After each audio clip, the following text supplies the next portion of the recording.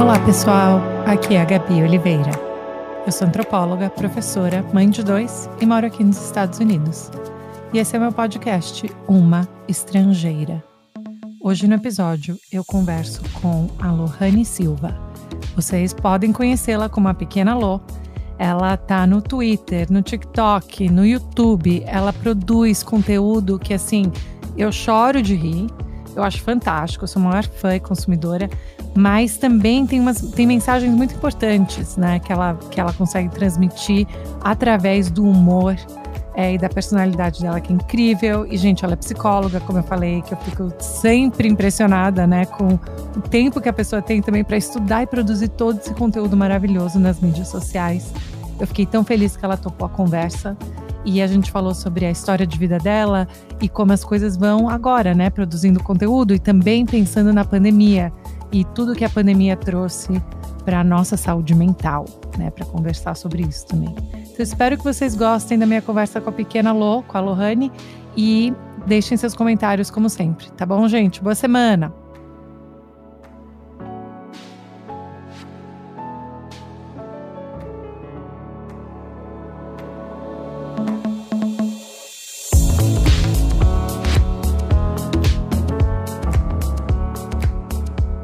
Super obrigada, Lô, por ter topado. Eu sou fã, eu te sigo no Instagram, no TikTok.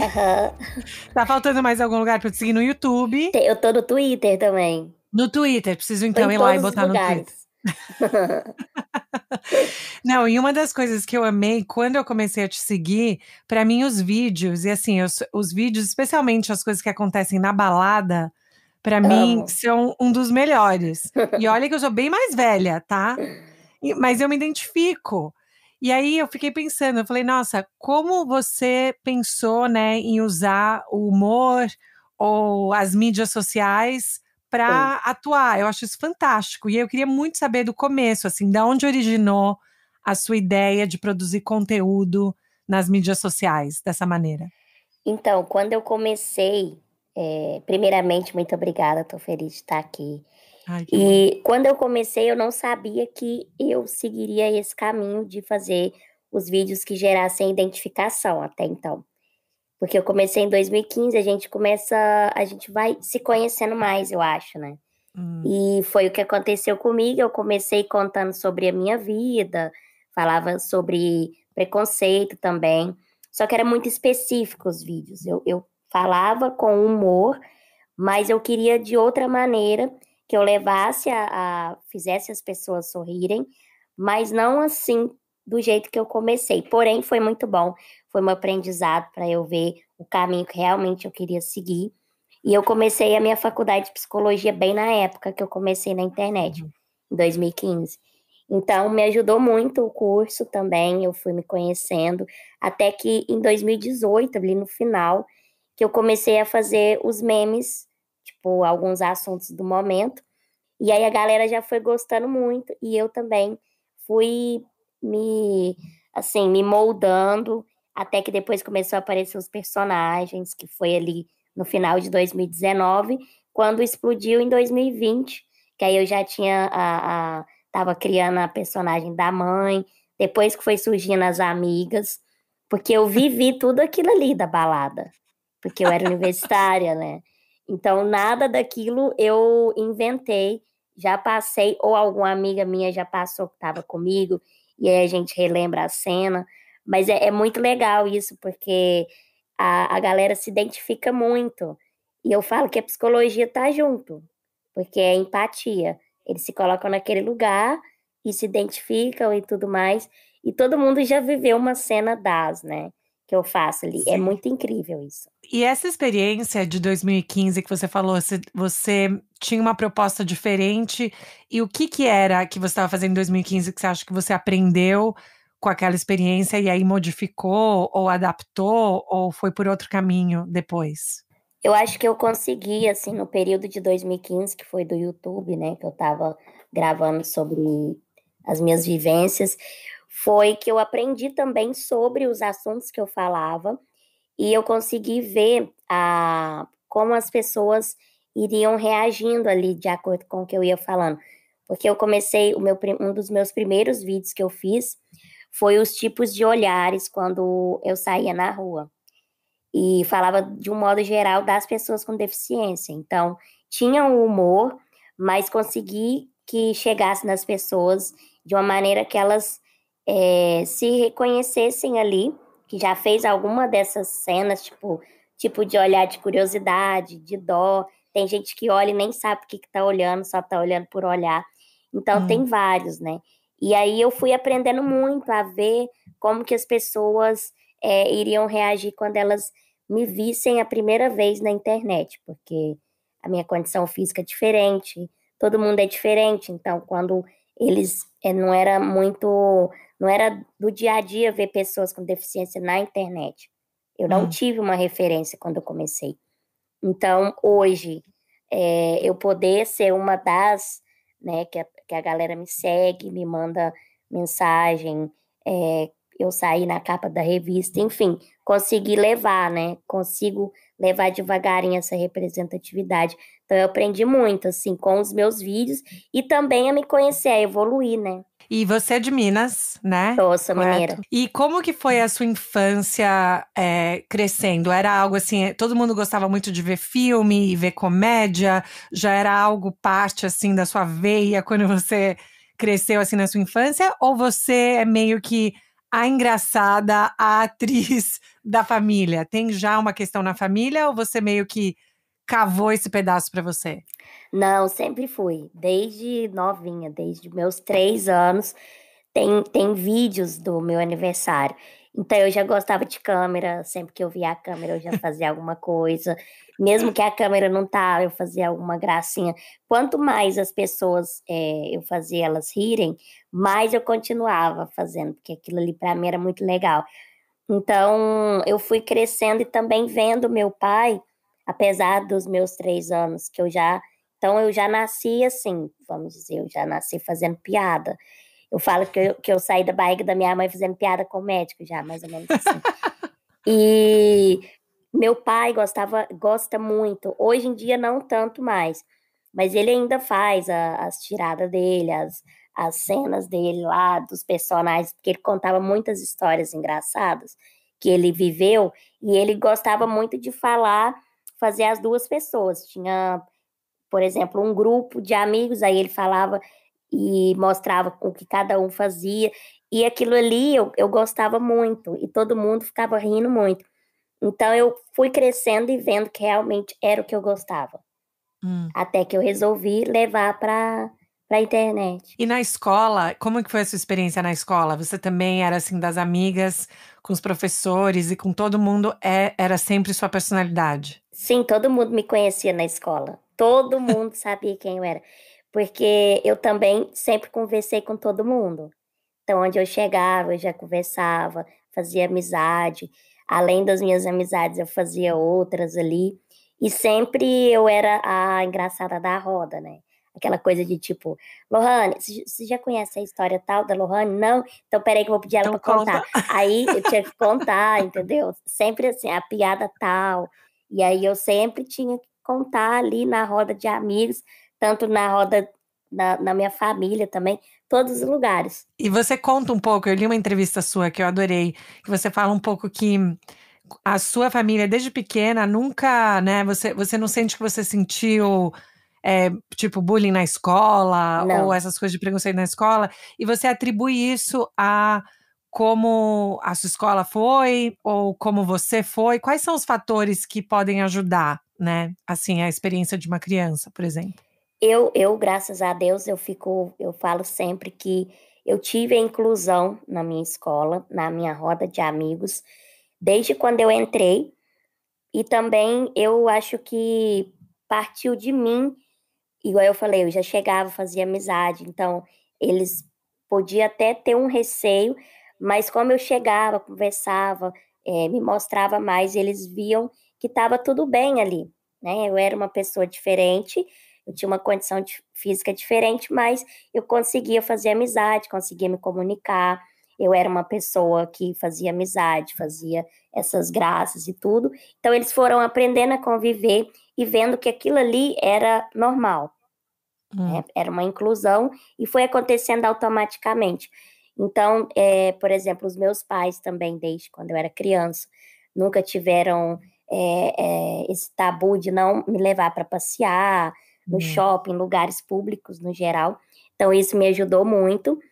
Desde criança, você já vê que você é diferente e você vai aprendendo a lidar com aquilo. Então, eu aprendi que eu era diferente e tá tudo bem. E eu falei, não vou parar a minha vida por isso, então vou ser Uhum. quem eu sempre fui, eu nasci assim, enfim, continuei. E os meus amigos também me ajudaram muito a ver que eu fazia parte, que eu podia fazer parte daquele ambiente, da sociedade que a gente, né, vivia ali naqueles anos. Então, a minha escola também, a diretora, era uma escola já adaptada, ela Hum. tinha rampas em todos os lugares. Então, eu estudei lá da primeira série até o último ano. Então, eu fiquei lá por muitos anos. Muitos E por anos. isso que todo mundo já me conhecia, né? Sim. Porque fiquei lá por anos e a minha turma de sala também era a mesma por muito tempo. Então, a gente Uhum. era meio que uma família, vamos dizer assim. Até hoje a gente tem contato. Então, era muito legal. Eu fui muito bem acolhida e eles aprenderam muito também, porque às vezes a gente conversava sobre e eles não me viam, eles não me tratavam diferente pela minha deficiência. Eles me tratavam do jeito deles ali, carinhosos, enfim, nada de exclusão, e sim inclusão. Eles não me excluíam. Não, faz total sentido.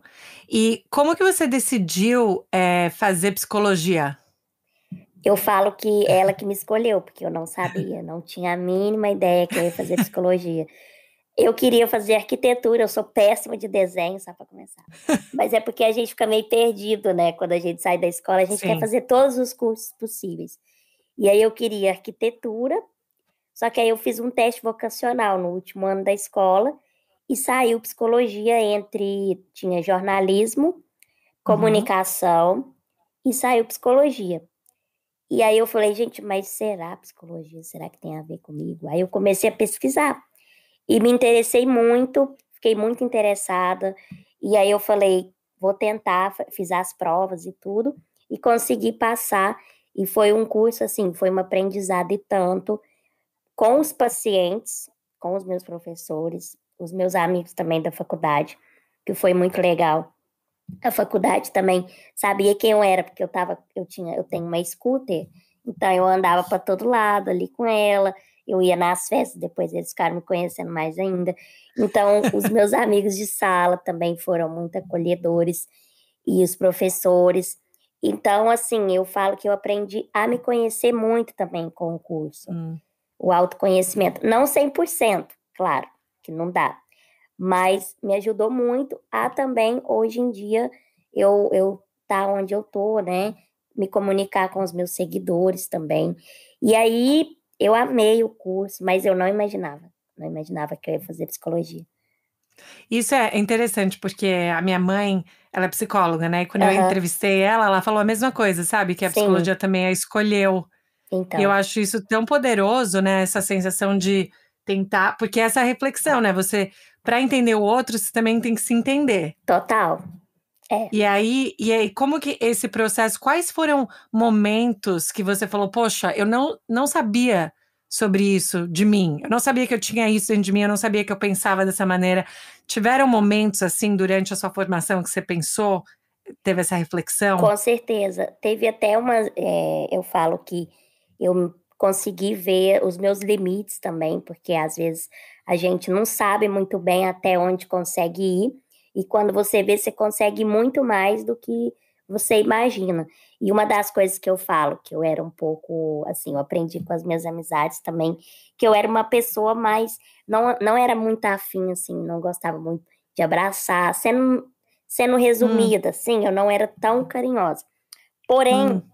eu aprendi, eu não chorava muito fácil, assim. Hoje em dia, qualquer coisinha, tô chorando. Então, assim, eu descobri que eu sou sentimental, sim. Só que eu Ah, fui quebrando isso durante o curso, porque a hum, gente vai aprendendo muita coisa, né? E aí, uma das coisas que mais eu lembro e que marcou foi isso. porque eu fui me conhecendo e muita gente acha que a gente tem que ser forte o tempo inteiro. E não é assim. E pode chorar, a gente também tem aqueles momentos que não tá bem. E principalmente que quem faz humor, a galera acha que é 24 horas sorrindo e fazendo piada. Não é muito bem por esse caminho. Eles conhecem, eles assistem apenas 15 segundos ali da nossa Hum. vida, mas por trás todo mundo tem uma vida pessoal também.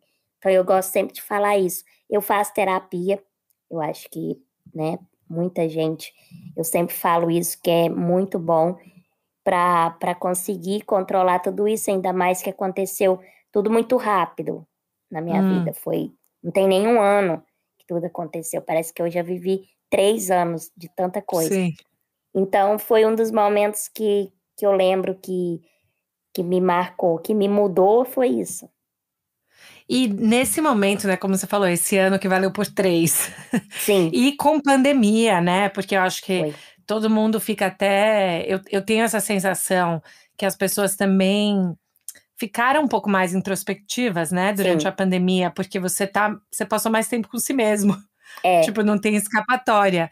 E aí nesse ano, qual foi seu processo de pensar que conteúdo você queria colocar ou qual pauta, né, você Uhum. escolhe para falar? Como que é esse processo do que as pessoas veem, mas também do que você vive no seu pessoal? Quando eu decidi continuar na internet, quando veio a pandemia, desde os primeiros dias, pegou todo mundo de surpresa, ninguém imaginava, teve que se adaptar, se reinventar com o que tinha ali. Então, eu não sabia se eu iria seguir a psicologia ou se eu me dedicaria aos vídeos. Então, eu tive que parar e pensar e focar o que eu queria realmente. Só que eu vi que eu poderia juntar os dois, não Hum, necessariamente atuar em um consultório ou fazer o atendimento online, que também é algo muito importante, ainda mais nesse momento de pandemia, mas eu poderia unir a psicologia com o humor, porque as pessoas iriam ficar mais em casa, iriam ter mais acesso ao celular, às redes sociais, para distrair, porque muitas informações, muitas notícias. Então chega um ponto que a gente procura algo para relaxar e aliviar, e o humor seria algo bom, né? Então eu comecei a me dedicar a postar muito, gravar mais, e até que hum. veio a viralização. Então o processo eu sempre penso assim, desde quando eu comecei, eu nunca gostei de postar algo polêmico, porque eu acho que foge um pouco do meu jeito de ser. Então, eu falo Hum. sobre situações, eu não falo sobre pessoas, as condições físicas delas, como elas são ou deixam de ser, que eu acho que não precisa falar, não precisa ofender para fazer humor. Respeito todas as pessoas que trabalham, sempre gosto de falar isso, mas eu falo do meu jeito de gravar. Então, assim, eu acho que isso que foi legal, porque a galera se identifica com a situação e ali ela engloba todos os tipos de pessoas, de idade, vai da criança ao idoso, meu público. Então, não tem uma idade que é específica que eu atinjo, é muita gente, porque eu faço sobre a infância, eu faço sobre a adolescência, eu faço sobre mãe, pai, que atinge os pais de alguém. Então, isso é muito legal. Então, eu continuo mantendo esse padrão de falar sobre situações, mas, claro, tem sempre uma mensagem ali, né?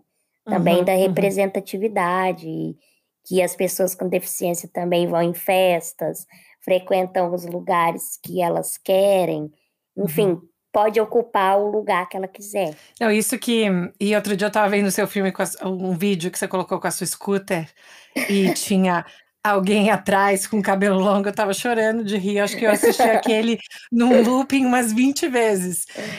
E como você sente essa questão, assim, por exemplo, se você tem pacientes, né, não sei, Sim. se você for fazer isso, como você sente alguma pressão de falar: "Ah, a minha vida eles vão me ver fazendo essas coisas, né, Aham. online versus isso", porque, assim, claro, numa medida muito menor, eu sou professora e várias pessoas me perguntam: "Ah, e se seus alunos verem você falando, né, de coisas engraçadas e tal. E eu sempre falo, mas eu sou eu, gente. Sim. Eu acho que a gente não precisa ser, né? Nós somos várias identidades juntas. Mas qual que é a sua sensação de pensar você é psicóloga e você é figura pública?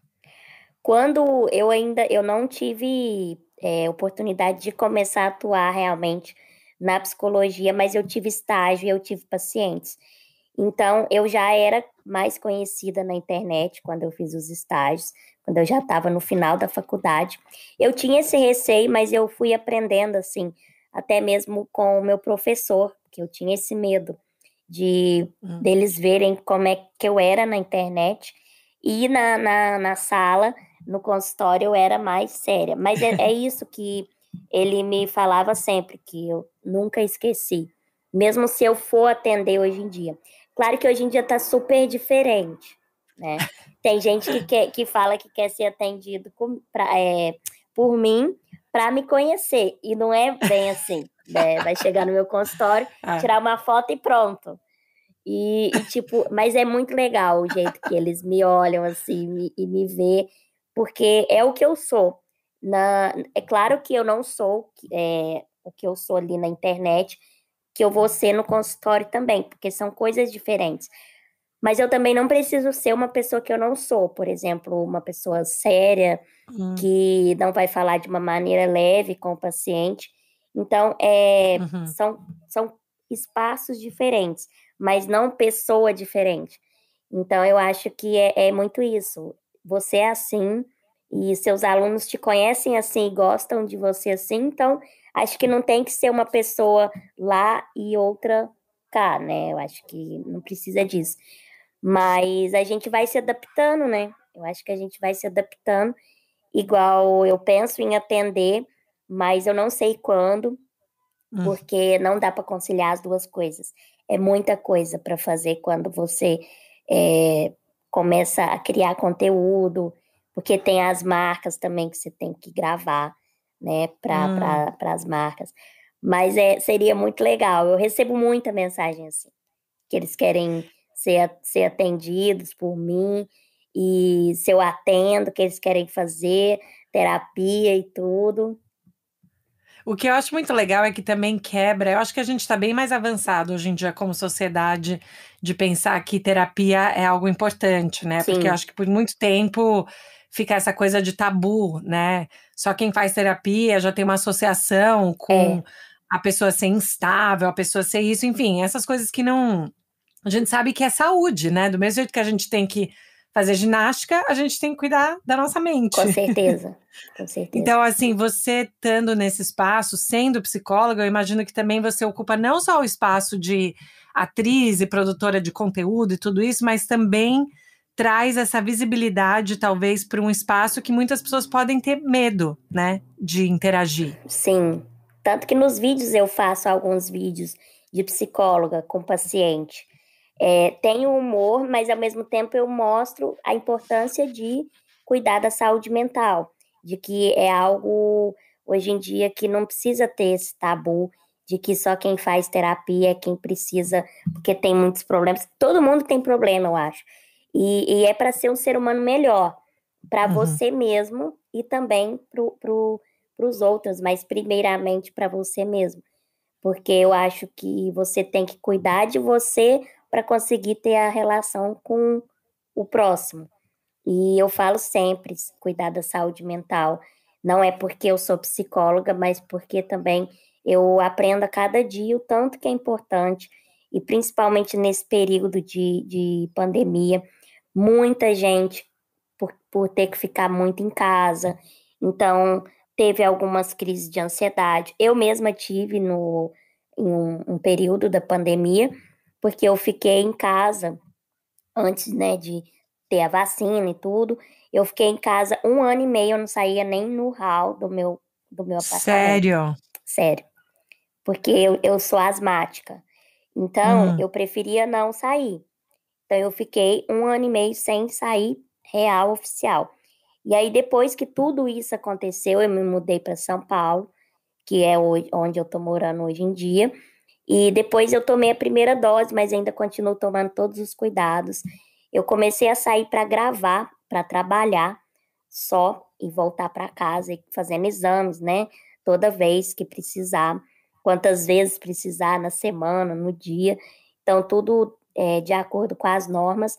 Mas fora isso, eu acho que enquanto não tiver a estabilidade mesmo da população no geral, não tem como. Mas eu tive essa crise de ansiedade por isso, porque aconteceu tudo muito rápido e eu estava só em casa e eu era uma pessoa que saía muito, muito, muito, muito. Eu via os meus amigos toda semana, enfim, além da a minha mãe mora comigo e morava comigo também lá em Minas, morou comigo por alguns anos, porque eu morava com as minhas amigas, depois ela foi morar comigo. Então tudo mudou, né? Muita gente ficou assim, acabou que o isolamento, ele trouxe algumas coisas, algumas consequências também.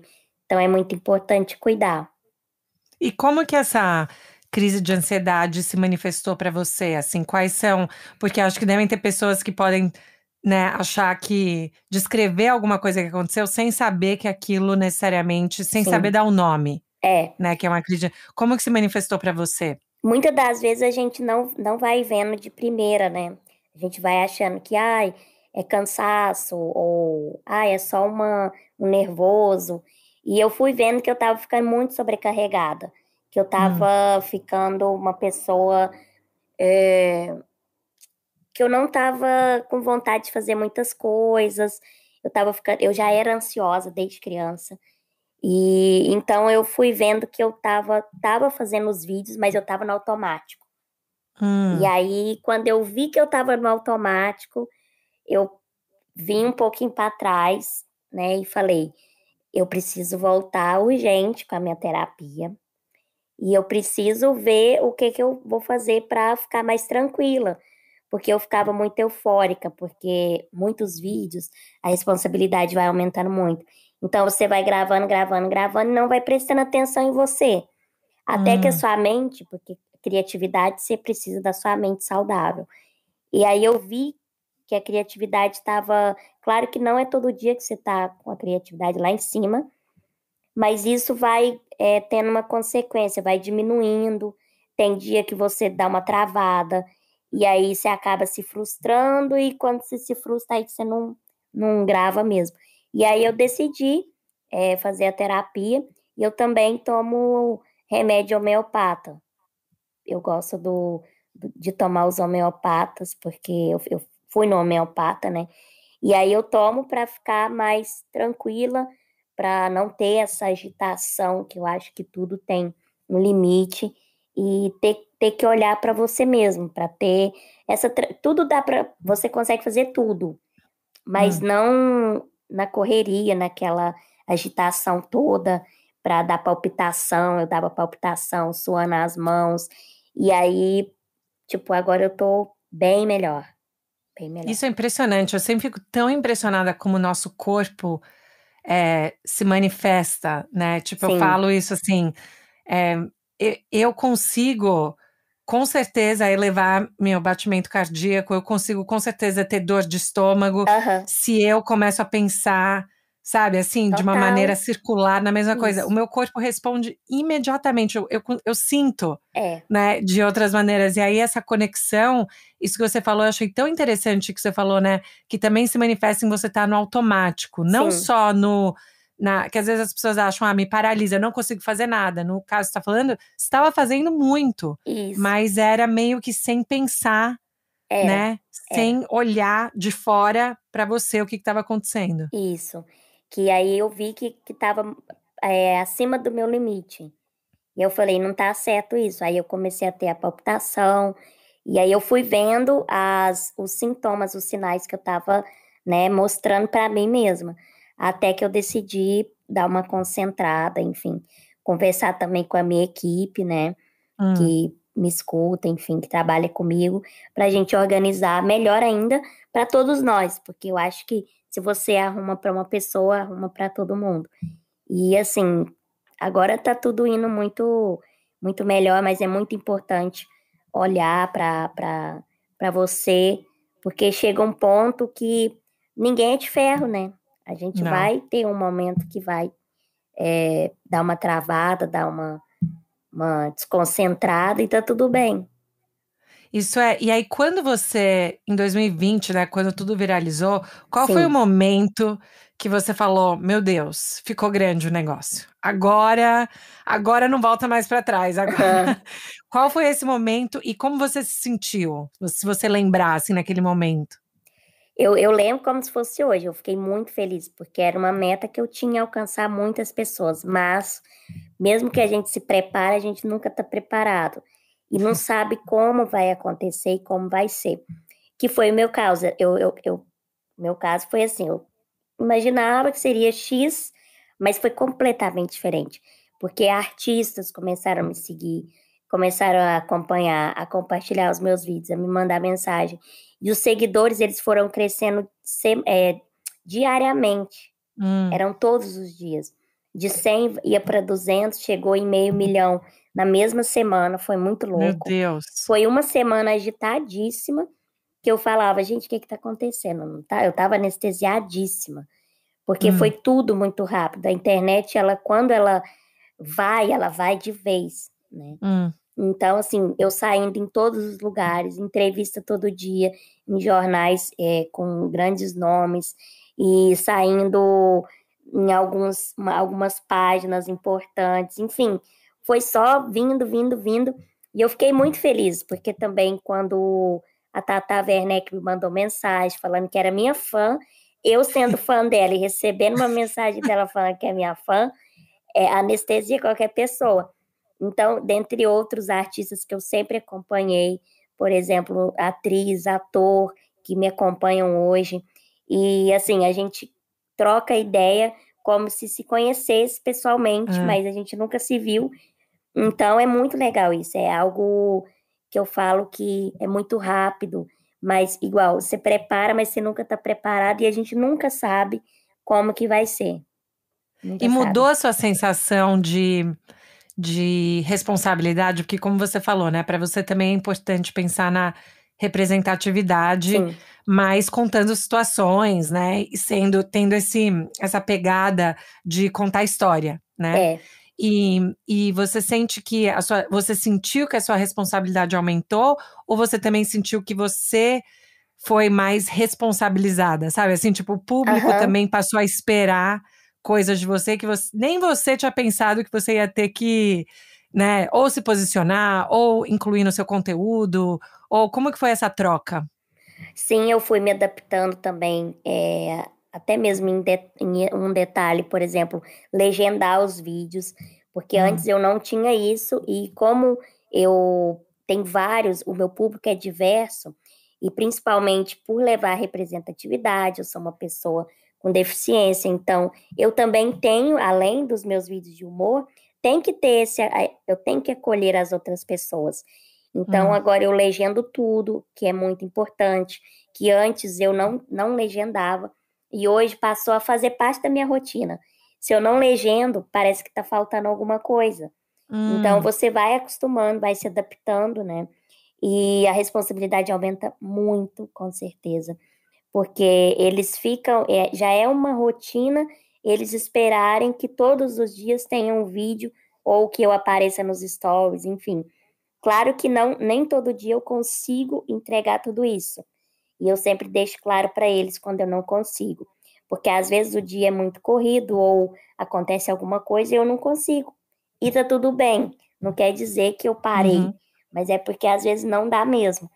Então, assim, a responsabilidade aumenta no que você fala, no que você faz. Igual eu falei que eu nunca gostei de postar algo polêmico, mas você tem que tomar cuidado, porque criança me Hum. assiste, então eles acabam vendo ali e talvez tendo você como uma referência, e então tem que tomar esse cuidado do que você fala, do que você faz, seja qual for a rede social. Para o futuro, qual é o tipo de conteúdo que você gostaria, né, de produzir mais? Sim, Ou coisas diferentes? Ou tem alguns. Imagino que devem ter sonhos ainda que você tem de tem. fazer. E quais são esses, assim? O que que você gostaria de fazer no futuro?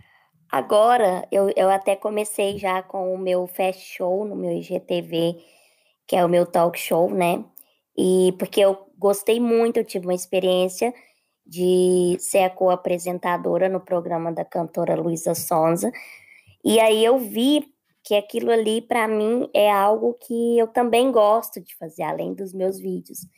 E a gente tem que se reinventar todos os dias. Claro que os meus vídeos, né, ainda vou continuar, mas eu também já penso lá na frente que, igual ser apresentadora, ter o meu fast show, para mostrar o meu outro lado, que eu também quero ser apresentadora, quero ir para televisão agora. Eu acho que o próximo passo é isso, ter o meu programa na televisão com convidados, enfim, falando sobre assuntos legais, claro que com humor, né? Que é o que eu mais gosto. E também falar agora que eu quero continuar levando essa representatividade, mas também falando de assuntos que talvez não tem tanta atenção como acessibilidade. Por exemplo, um detalhe que eu sempre falo, de roupas adaptadas, assim, a inclusão nesse mercado de roupas, blusa, calça, sapatos, porque a gente tem essa dificuldade, né? A pessoa com deficiência, às vezes, ela vai comprar uma roupa e, por exemplo, eu sou pequena, então, às vezes é difícil de encontrar o tamanho ideal. E aí a gente tem que mandar arrumar ou acaba não comprando, tem que ir em outro lugar. E seria muito legal se tivesse essa inclusão de roupas também, porque eu acho que teria uma inclusão maior da gente nesse mundo, que a gente também compra roupa, a gente também quer andar arrumado, quer andar bonito, né, com as marcas X. Então seria muito legal.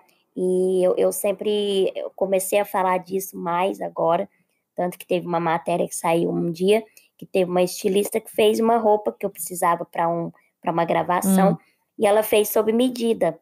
E até saiu a reportagem, porque é muito importante falar sobre isso, porque as pessoas às vezes acham que é uma coisa pequena, mas faz toda a diferença. Não, e é uma coisa pequena, às vezes, para as pessoas, porque é tão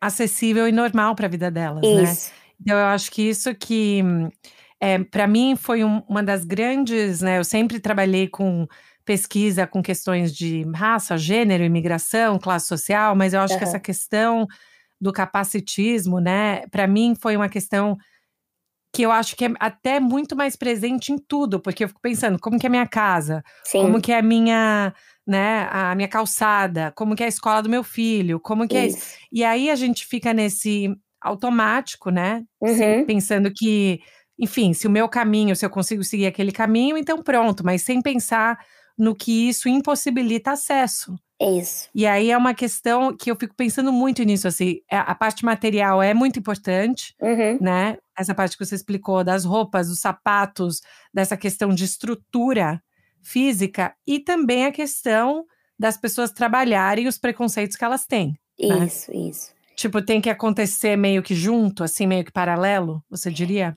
Eu acho que igual acessibilidade até mesmo empresas, por exemplo, para contratar, que muitas das vezes eu fiz estágio em um hospital lá em Minas, e ele era adaptado, ele era acessível, eu conseguia me locomover tranquilamente com a minha motinha, mas eu acho que era o único, assim, que mais tinha acessibilidade na cidade.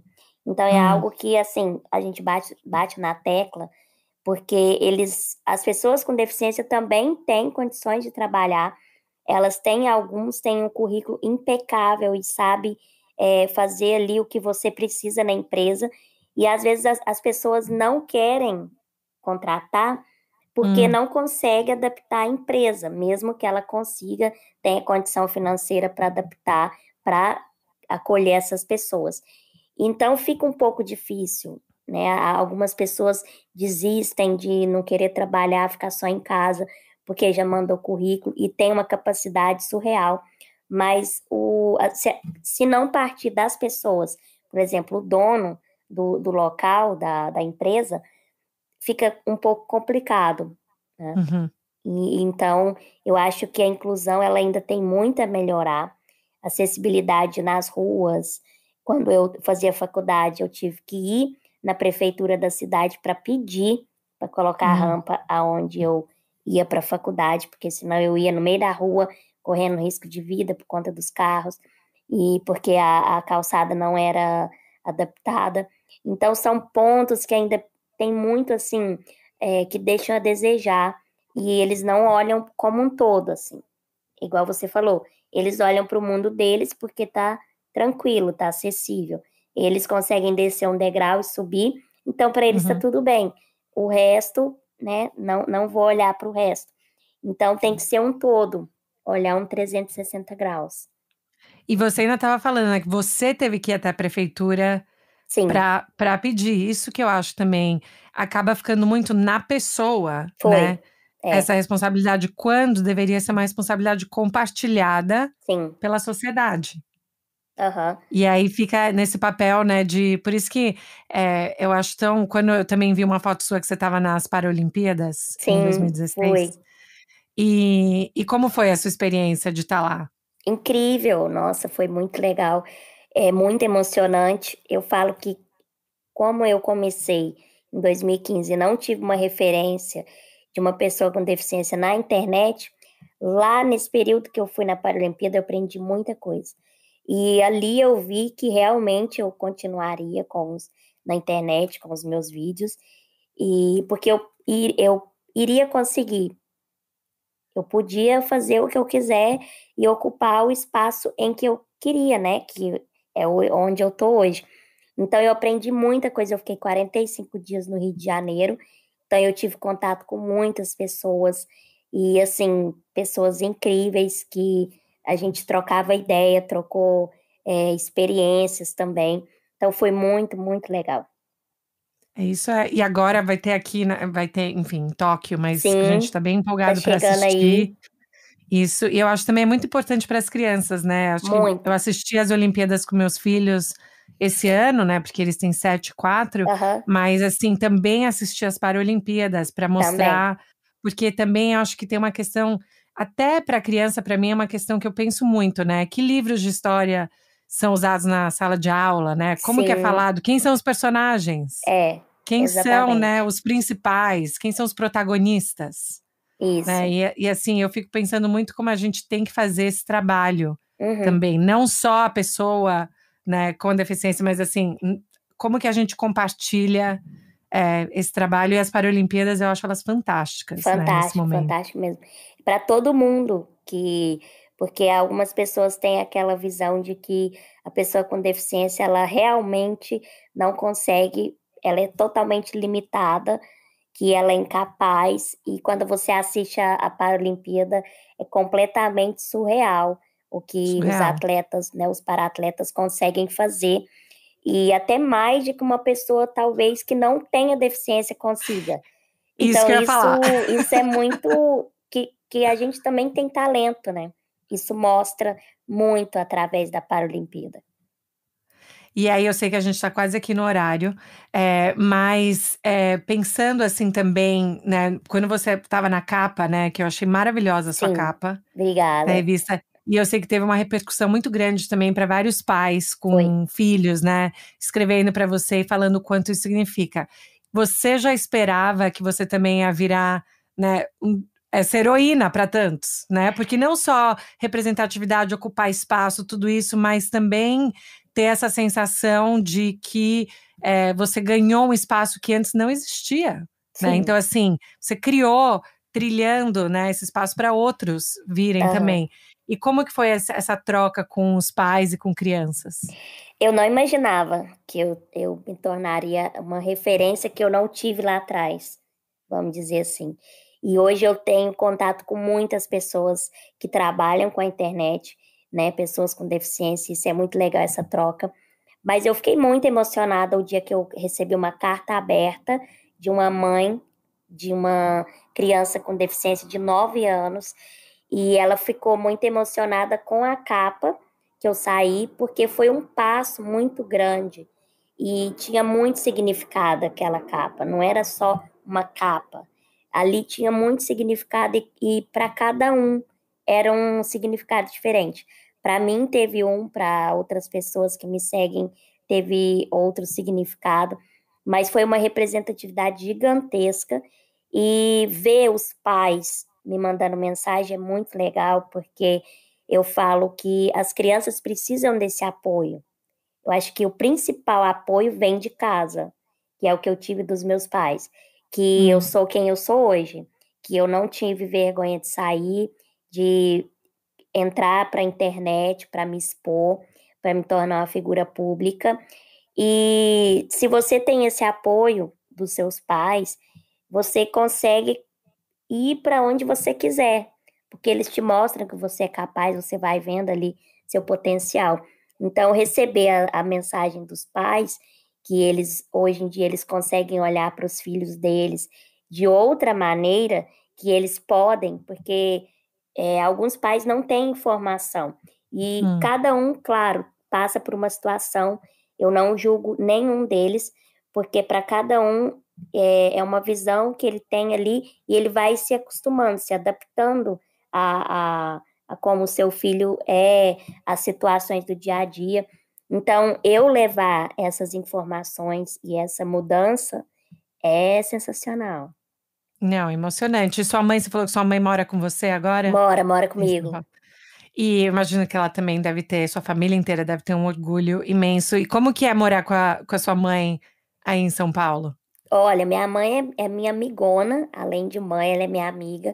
A gente se dá super bem e ela sempre, sempre me apoiou desde quando eu comecei a criar, que eu queria ir para a internet. Os pais, eles ficam um pouco receosos. Meu pai já ficou bem mais receoso, assim. Ele não aceitava muito porque ele tinha medo do que viria, né? Do que ia vir das pessoas que iriam me assistir. Já minha mãe não, ela falou, se você quer, então, né, vamos, porque se eu não tentasse, eu não ia saber como seria.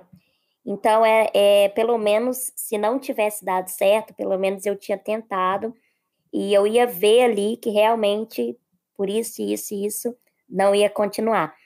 Mas quando eu vi que a maioria gostava, e eu também gostava, e eu sabia que eu podia, as pessoas que criticavam, eu jogava para o lado, igual hoje ainda tem as críticas, sempre vai existir, mas a maioria é elogio, então eu acho que isso que importa. Nossa, isso é uma lição para a vida toda, né? Porque essa Sim. questão de crítica é sempre. Eu sempre brinco com isso, que como eu sou professora, nas avaliações, Aham. se 80 alunos falam coisas boas, mas um aluno fala uma coisa ruim, eu só lembro daquela, É isso. sabe?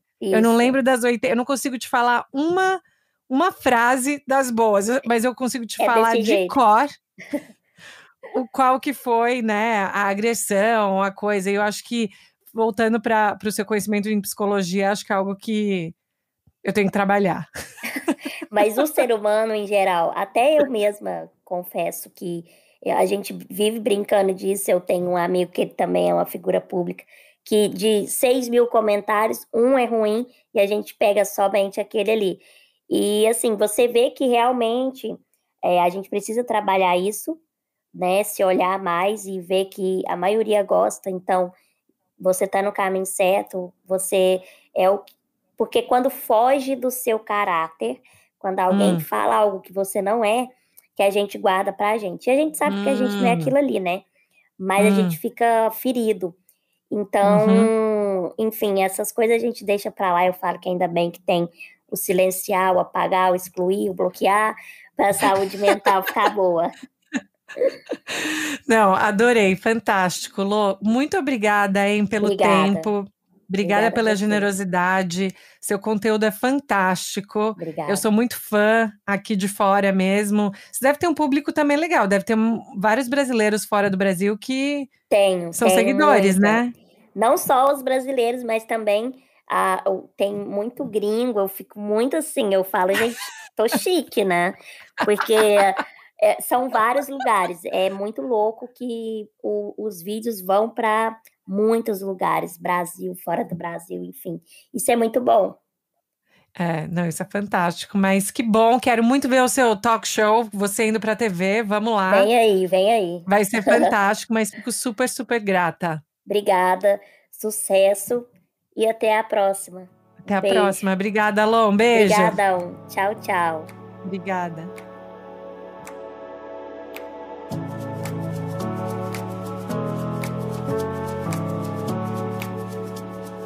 pessoal, esse foi meu papo com a Lô. Demais, né? Vocês podem achar ela no Instagram, no YouTube, no TikTok, no Twitter, por todos os cantos. E o conteúdo dela é demais. Os vídeos, como eu falei, eu choro de rir. E foi muito, muito legal poder conversar com ela sobre questões de representatividade, questões de ansiedade, né? Questões de como participar das mídias sociais de uma maneira consciente, mas também descontraída, né? Então, tudo isso para mim foi um grande aprendizado e eu fiquei tão feliz que ela topou. Espero que vocês tenham gostado. Como sempre, vão no nosso Instagram, o Estrangeira Podcast, ou mandem e-mail pra gente no umaestrangeirapodcast@gmail.com. Tá legal, pessoal? Super obrigada. Obrigada pela audiência, por escutarem. E a gente se vê, ou a gente se fala, ou a gente se escuta semana que vem, tá bom? Beijo!